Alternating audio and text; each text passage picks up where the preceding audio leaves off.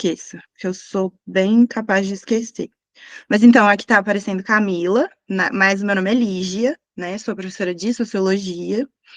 E passando um pouquinho sobre a outra aula, né, que a gente teve no mês passado, que está gravada no YouTube.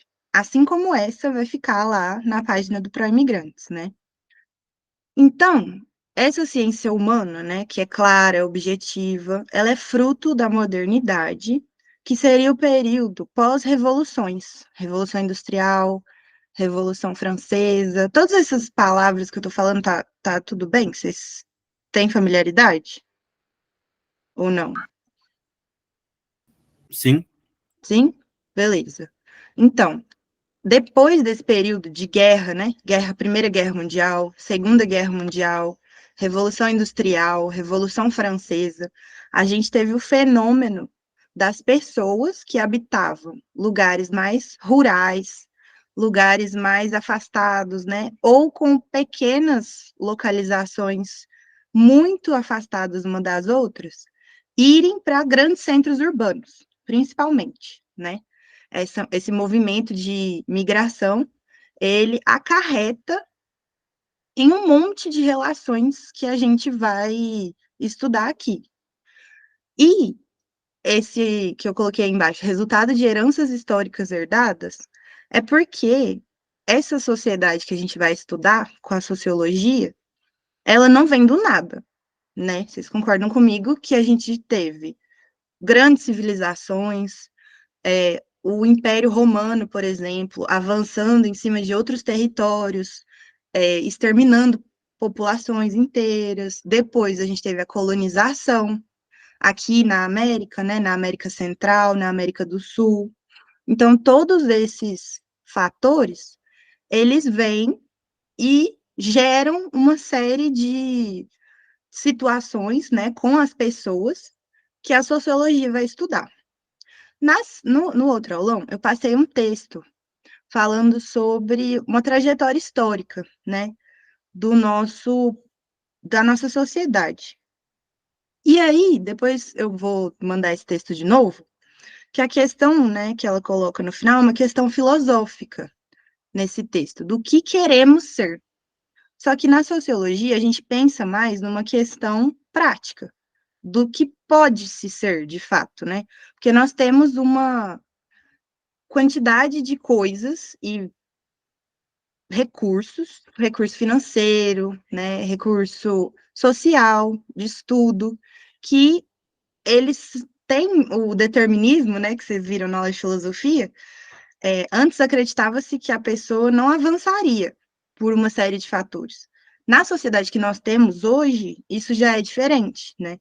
As questões são maiores, a gente tem mais opções, não são todas as opções, mas comparado com uma sociedade mais antiga, nós já temos muito mais recursos, né? E aí a gente entra no tema, de fato, da aula de hoje, que é os três clássicos da sociologia. Vocês já ouviram falar desses nomes? Algum deles? Emile Durkheim, Karl Marx, Max Weber, calma sim. Karl Marx, sim? E Dana, já ouviu falar algum desses nomes? Marx também. Marx também. Ele é o mais famoso, né? Nós vamos falar o porquê. Mas esses três autores são os clássicos da sociologia. Então, a partir deles é que a gente vai colocar em palavras essas coisas que acontecem no nosso mundo contemporâneo, né? E Como eles eu falam não muito. participei na primeira aula, tipo Sim, assim, a sociologia engloba o quê, em geral, no caso? sim, tipo, então, na verdade, na primeira aula eu expliquei muito o que seria, né, o que que é a sociologia, que seria a relação entre as pessoas que produz sociologia, né? E a gente pensa a sociologia como essa coisa global, né? Só que, na verdade, ela é bem local. No final dessa aula, eu vou perguntar para vocês umas coisas e pedir uns exemplos, né, para a próxima aula. Mas, sim, ela tende a explicar fenômenos que acontecem tanto aqui no Brasil quanto em outros lugares, né? porque é como se a nossa sociedade tivesse caminhos em espiral, assim. Então, a gente tem um caminho aqui no Brasil, só que lá nos Estados Unidos é mais ou menos a mesma coisa em outra dimensão, né? Lá na Europa também, na China também, vai ser mais ou menos a mesma lógica. E uma das pessoas que estudou muito como essa lógica funciona foi o Durkheim, o Émile Durkheim, que é um sociólogo francês, que viveu nessa época de Revolução Francesa, e ele se propôs, né, a compreender a sociedade como se fosse, desculpa aí as motos, como se fosse um ente orgânico. Então, um organismo celular, por exemplo. Ele pegou a lógica da biologia e tentou. Peraí, deixa eu só fechar aqui, que tá meio ruim. Aí, melhor. O Durkheim, ele tentou fazer uma sociologia baseada na lógica biológica. Então, seria a sociedade, né, essas pessoas, esses indivíduos que interagem, eles vão interagir através de um sistema orgânico. Então, pessoas iriam cooperar para um bom funcionamento social, né? Ou seja, ele vai dizer que existem fatos sociais. E esses fatos sociais são necessários para manter uma coesão. O que seria coesão? Seria a harmonia, essa sociedade harmônica em que as pessoas cooperam. Vocês conseguem ver uma crítica nisso? Uma coisa que nunca vai acontecer. Exato. Assim, pessoas não cooperam dessa maneira orgânica, né? Por serem boazinhas, né? Tipo, as pessoas não vão fazer as coisas porque elas vão pensar sempre no bem. Na verdade, é um pouco o contrário, né? As pessoas vão pensar em benefícios individuais e não sociais. Só que o Durkheim, ele contribuiu muito para a noção de fato social. O que seria um fato social, né? É algo que acontece aqui no Brasil, no Pará, no Haiti, é uma coisa que acontece com a sociedade que não necessita de muita explicação. Então, o exemplo que ele traz no livro, né, dele, é que num jogo de futebol, os torcedores cantam, eles incentivam o time, se vestem com uniforme, e a gente não explica isso. Isso vem culturalmente, é meio que intrínseco àquela sociedade, a gente assimila. É algo que a gente entende como normal. Não tem uma coisa. Assim, com criança, isso não funciona muito bem, né? Porque criança quer saber de tudo, quer que a gente explique tudo, né? Então ela vai chegar num jogo de futebol e vai querer a explicação do porquê que aquela cor é daquele jeito, porquê que o time corre atrás da bola, porquê que o gol é daquele formato, né? Mas, de maneira geral, fatos sociais seriam fatos que não necessitam de muita explicação. A sociedade, ela assimila. E um exemplo disso é o trabalho, né? Porque o trabalho, na nossa sociedade, ele é imperativo para que a gente sobreviva. E não tem muita discussão sobre se a pessoa quer trabalhar ou não, né? Não sei se vocês concordam comigo. Mas no nosso sistema capitalista, ou se você não trabalha, alguém trabalha para que você possa viver, sobreviver, né? Ou a gente também está atrelado a esse sistema sem poder meio que contestar. Não tem como chegar em alguma pessoa e falar assim: ah, mas o meu sonho não é trabalhar.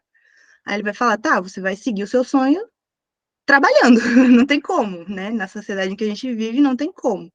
Então, o fato social é esse organismo regulatório externo, né? E fora da vontade de um indivíduo só.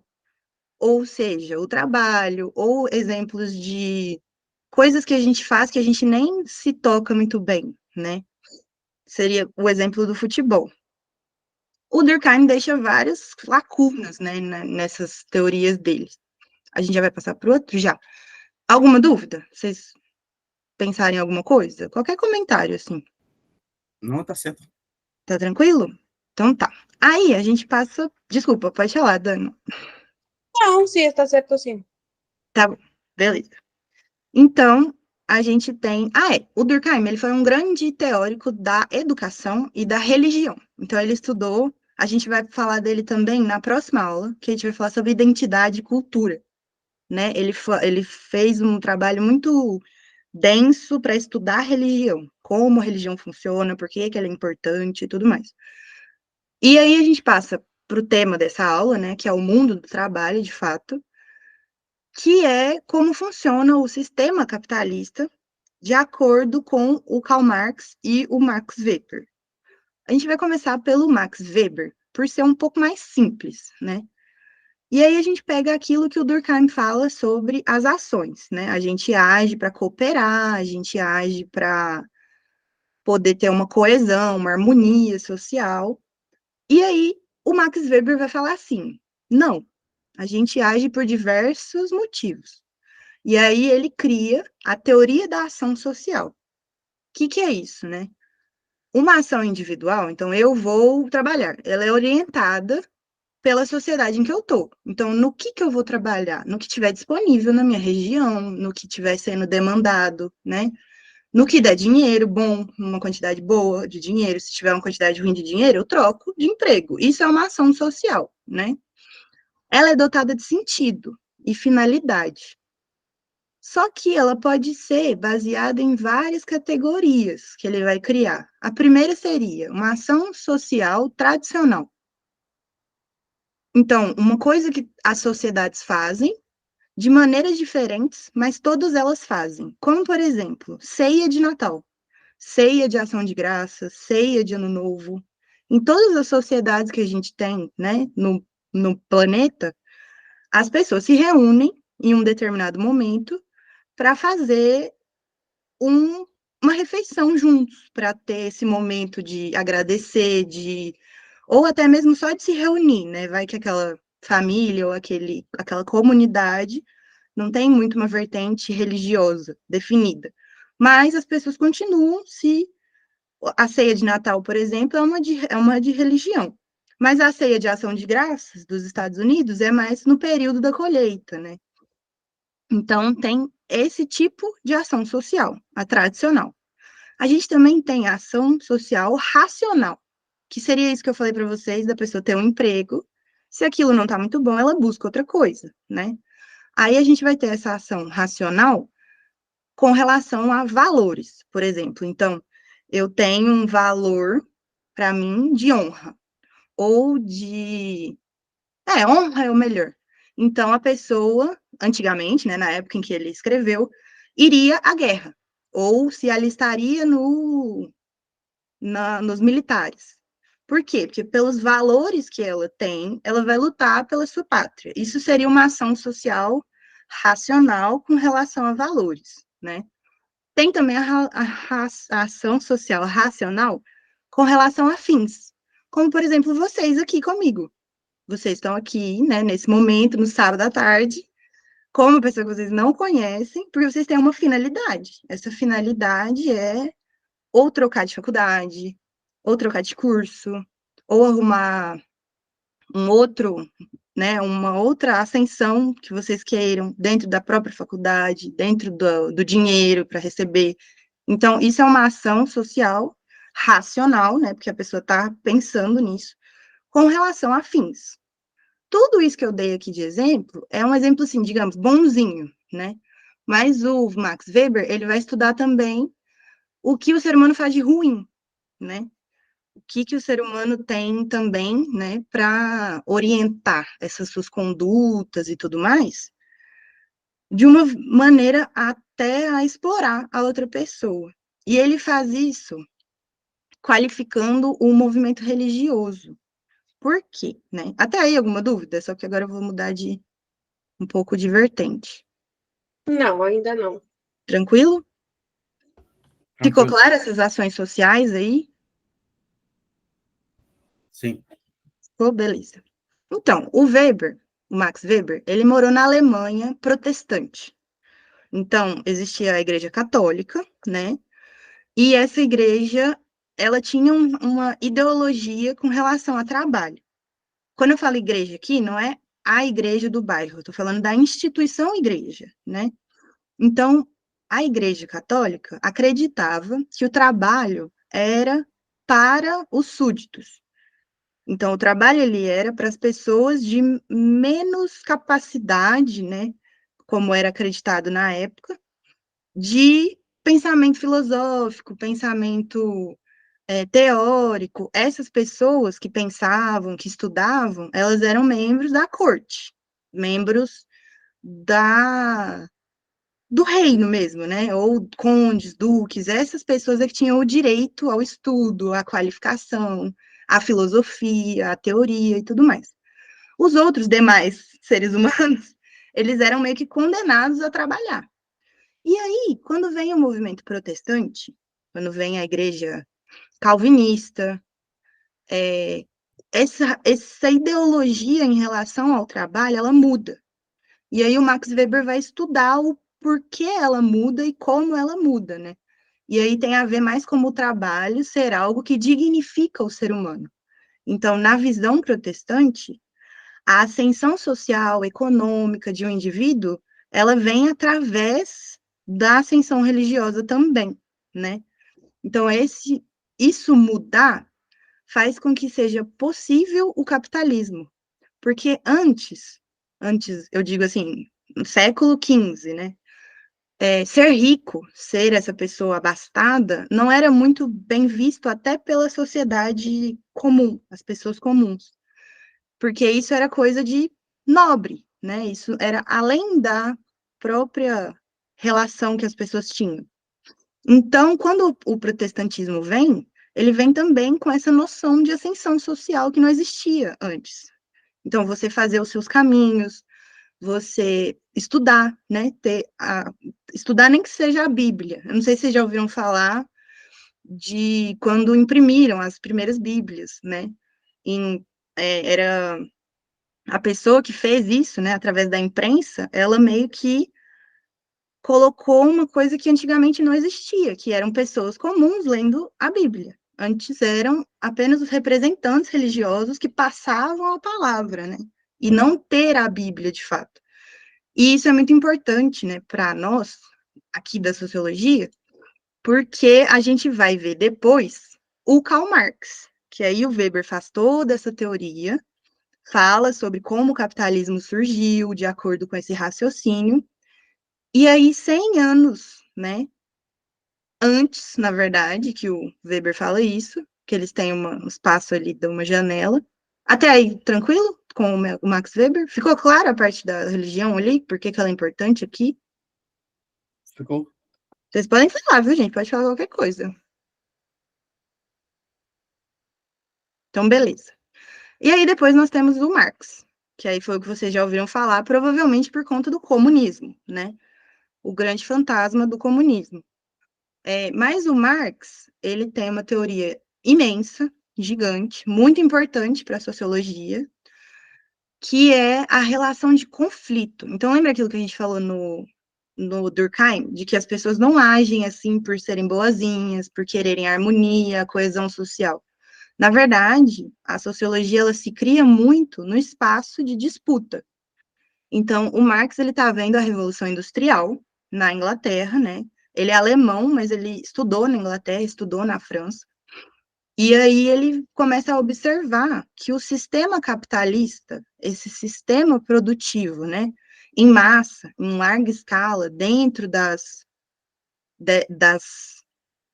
indústrias mesmo, no chão da fábrica, o espaço não era de coesão social, não era de compartilhamento, de noções, era de disputa, contradição e conflito, né?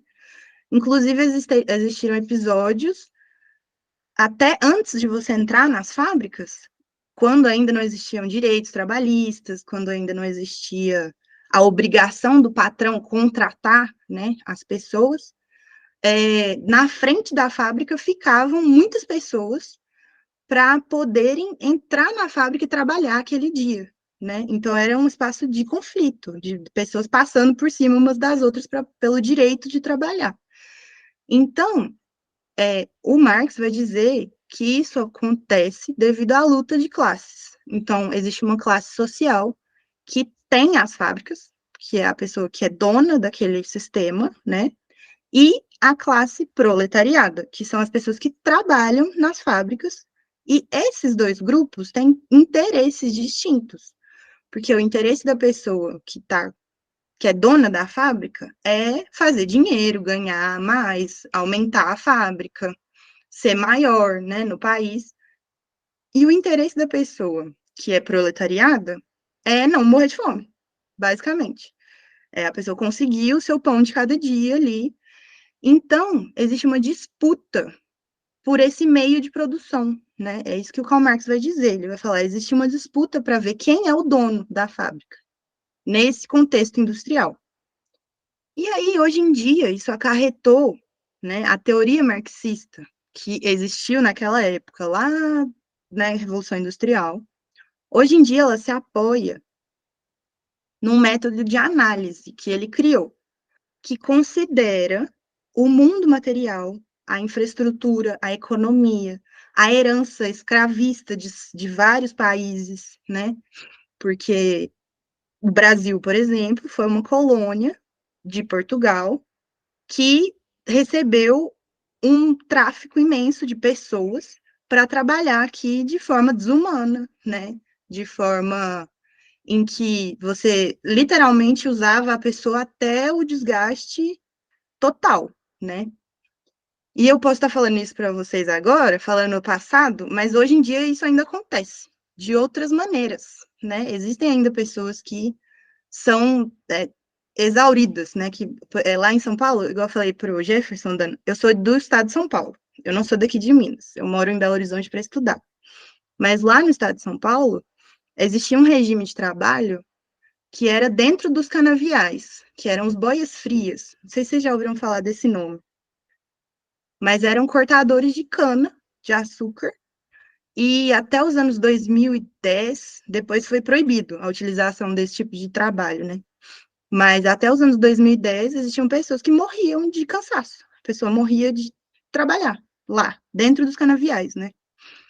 E isso ainda acontece em diversos lugares do mundo, porque a dinâmica econômica mudou, mas a dinâmica social ainda obedece certas ações sociais, aquilo que a gente estava falando do Weber, né? A gente herda muita forma de como agir em sociedade.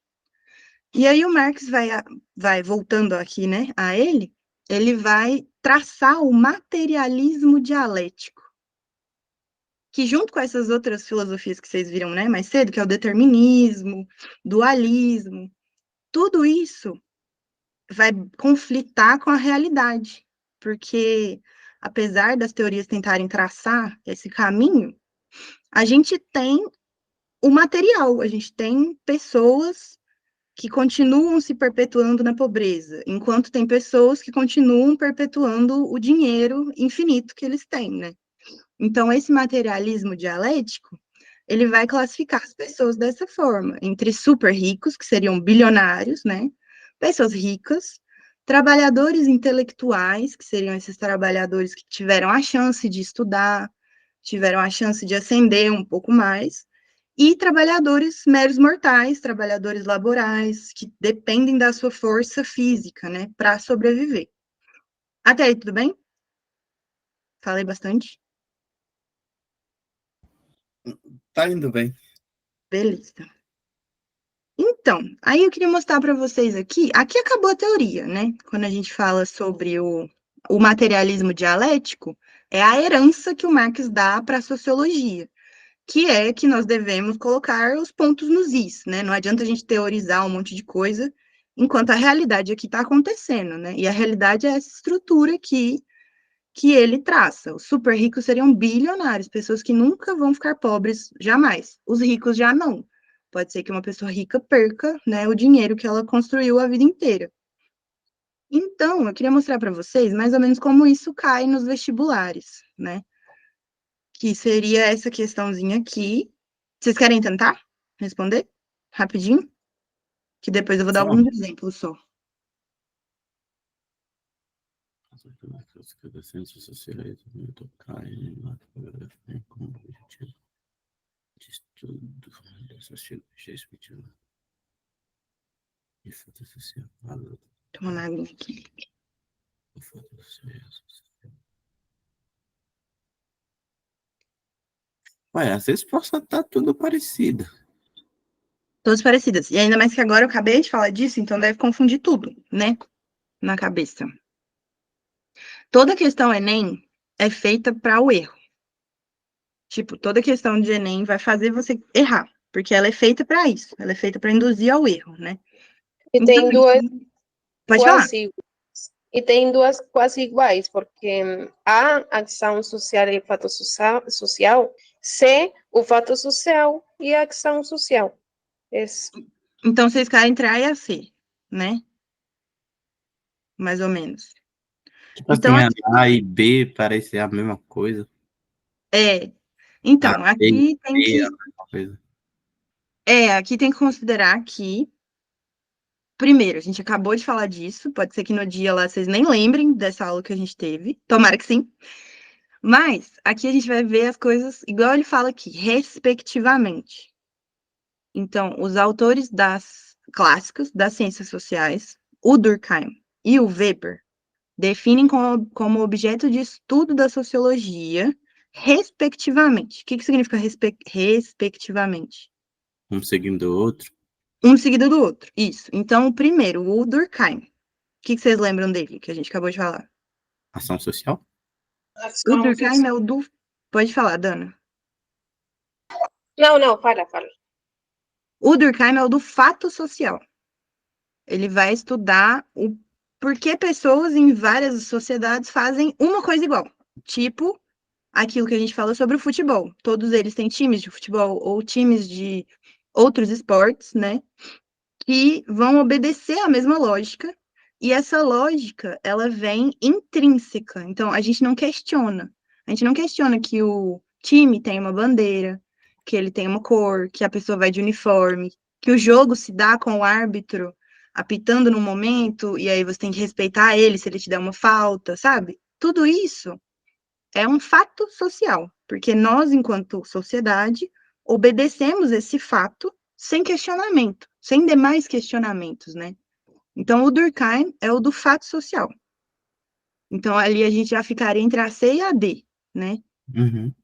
E o Weber, o Max Weber, é que é o cara da ação social, que ele vai e aprofunda o que o Durkheim falou, e ele considera isso que vocês me disseram, que não é assim, as pessoas não são, elas não cooperam, elas não vão para jogos de futebol porque elas são boazinhas. Elas vão com um fim. Qual que é o fim? Se divertir, para algumas pessoas.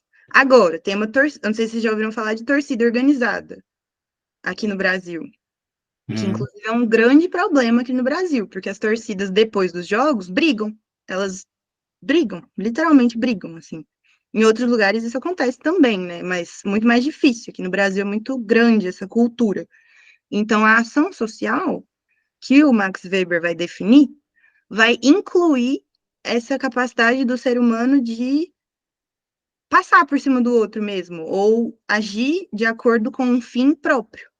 Então, o meu valor é o meu guia, né, de ação. Então, o cara que foi lá pro exército. Só que imagina o que ele vai fazer no exército, né? Ele vai entrar em combate com uma outra pessoa. Então, aquilo é uma ação social. Seria considerando outras dimensões da vida humana, que não só essa da coesão social que o Durkheim fala. Tranquilo? E a luta de classe, no caso, Então, a luta de caberia classe. em alguma ideologia? Isso, a luta de classes é do Marx. Aqui ele não falou, né, sobre o Marx, tá para confundir. A luta de classes está aí para confundir. Mas a luta de classes ela é uma ferramenta que o Karl Marx definiu para a gente entender aquele conflito que eu falei sobre as pessoas no chão da fábrica versus, né, contra o dono da fábrica, porque eles têm fins distintos. Então, se a gente for ver pela ação social do Weber, um tem um fim que seria o lucro, e o outro tem o fim que seria não passar O fome. mínimo. Isso. Então, esses dois fins, eles são conflituantes, eles estão em conflito um com o outro. Uhum. Então, ele define isso como uma luta de classes, que seria a classe social do proletariado e a classe social dos donos das dos meios, né, de produção. Sim. Tudo isso muito, muito, muito, muito, muito resumido, porque é muito grande essa teoria toda. Ó, a gente tem mais quanto tempo de aula? Deixa eu ver rapidão. 13 minutos, né? Uhum. Então, eu queria passar só uns exemplos para vocês. O Marx fala sobre oprimidos versus opressores, né? Opressores seriam esses donos das fábricas, os donos da propriedade privada dos meios de produção. É porque no comunismo que ele define a propriedade coletiva dos meios de produção, né? E os oprimidos seriam essas pessoas que são obrigadas a vender a sua força de trabalho para não passar fome, né? Uhum. Então, segundo Marx, a gente tem isso. E aí eu vou dar um exemplo para vocês de durante a pandemia de Covid, né?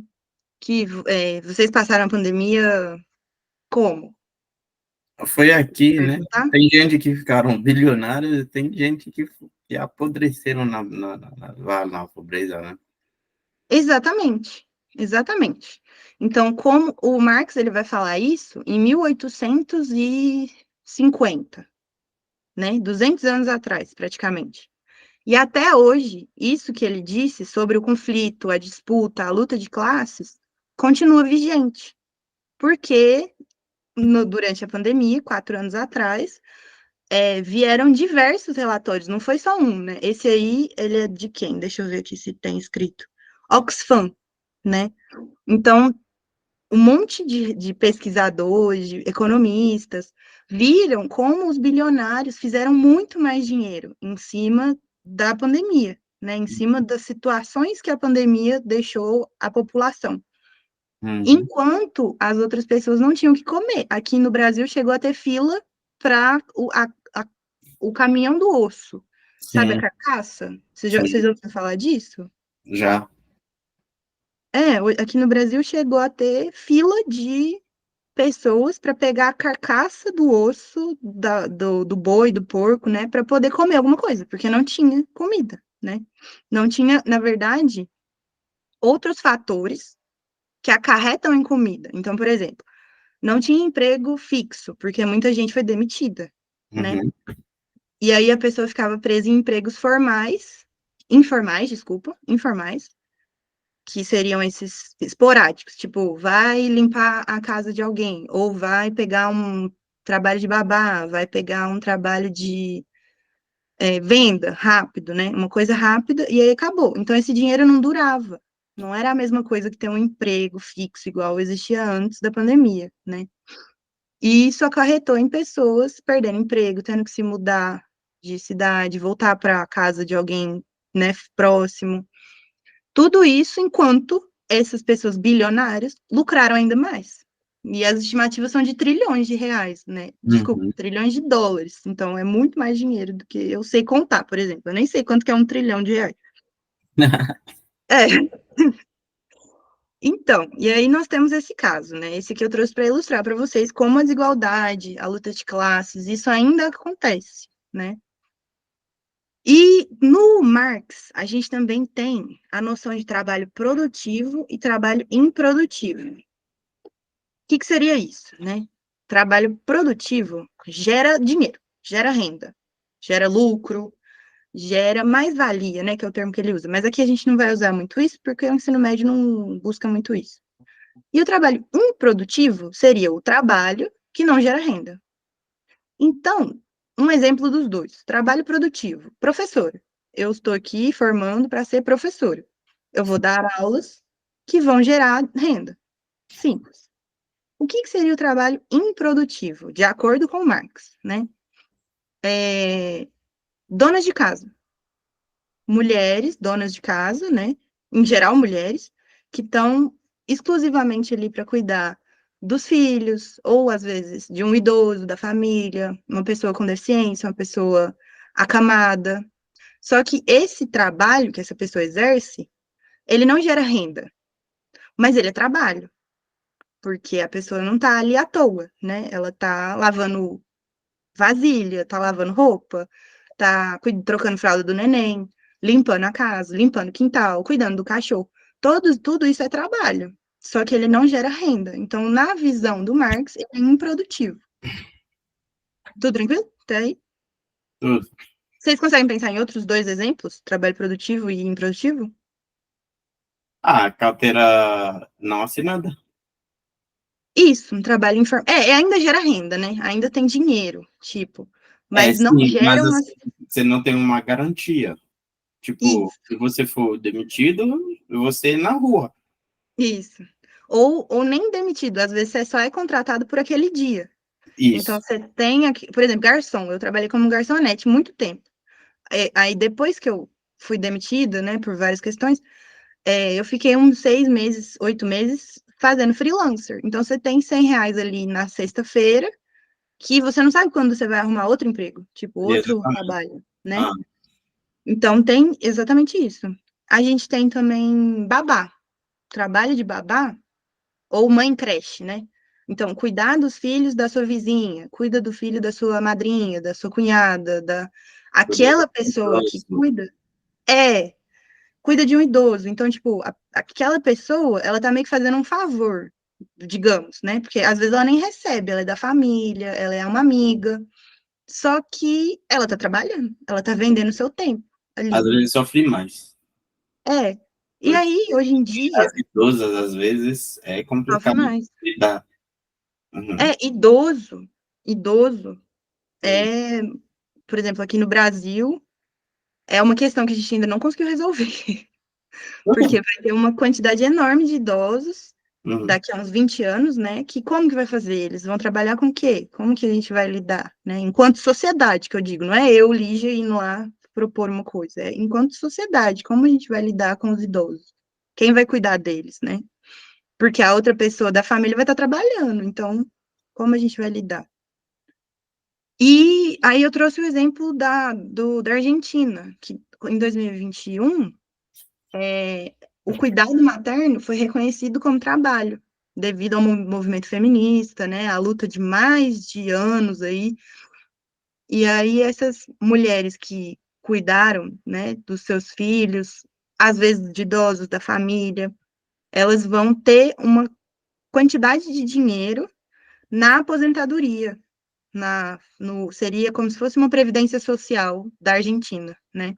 Uhum. Mas aí entrou o atual presidente da Argentina e aí derrubou isso também. Eu só trouxe aqui como exemplo de como isso está sendo visto, né, pela sociedade, de forma geral, como trabalho, Sim. então como um cuidado, né, só.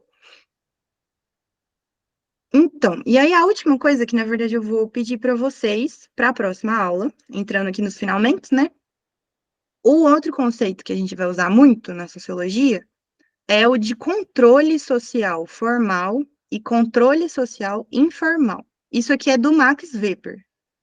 O Weber é que vai falar sobre isso. Então, o que seria esse controle social formal? Leis. Leis e regras. Então, você está num país, no Brasil, por exemplo, a população migrante aqui no Brasil não pode, eu não sei se vocês já ouviram falar disso, não pode participar de manifestações. Aqui no Brasil, os migrantes são proibidos de participar de manifestações políticas, né? Isso é uma lei, é uma norma. Se você for pego num lugar desse, você perde uma série de direitos. Então, são aquelas leis que são institucionais. Não cumpriu, vai ter uma punição dentro da lei do país, né? Sim. Pode falar, desculpa. Não, sim, eu só falei sim, concordei. Pois é. Aí, além desses dispositivos de controle formal, nós, enquanto sociedade, temos dispositivos informais. O que significa isso? São regras que regem a conduta das pessoas, mas que não são leis. Então, a tarefinha de casa de vocês seria achar para mim uma situação que ou vocês passaram, ou alguém que vocês conhecem já passou, que ficou evidente esse controle informal.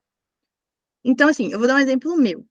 Quando eu era garçom, né, quando eu trabalhei de garçonete, a gente não podia ir embora fácil. Tipo, meu horário era de 5 até a 1 da manhã. Uhum. Mas se tivesse um cliente, eu não podia ir embora.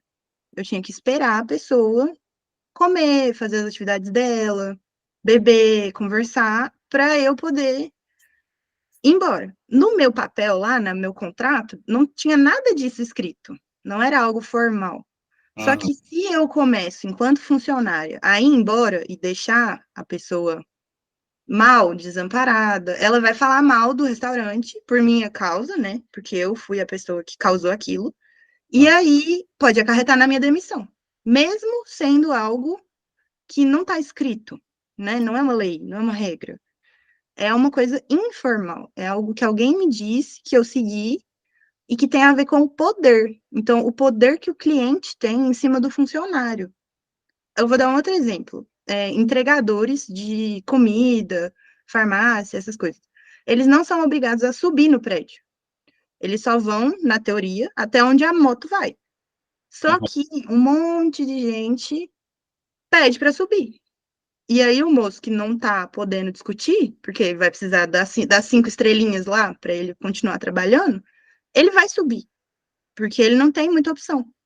Porque a diferença de poder entre a pessoa que está comprando e a pessoa que está vendendo é muito grande. Eles não estão no mesmo patamar de discussão, né? Não estão no mesmo patamar de vida. Eles têm uma relação de poder de disparidade, né? Beleza? Ficou... Beleza. Vocês acham que vocês conseguem? Ou pode me mandar assim no WhatsApp, pode mandar onde vocês acharem. Ou podem falar agora se vocês pensarem em alguma coisa.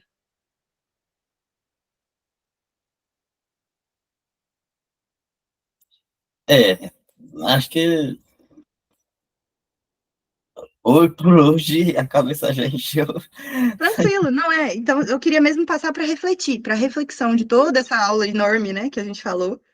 Mas essa parte aí do controle informal, ela agrega um monte de coisas, porque ela vai agregar a luta de classes, Uhum. ela vai pensar em uma ação social, então tem gente que, por exemplo, tem entregador que sobe, tem entregador que não sobe, e arruma briga e não tá nem aí. Então, tem várias maneiras, né, de lidar. Então, Eu também de fazer um trabalho que não é da tua função, que não te agrega. Por exemplo, eu sou técnico de áudio.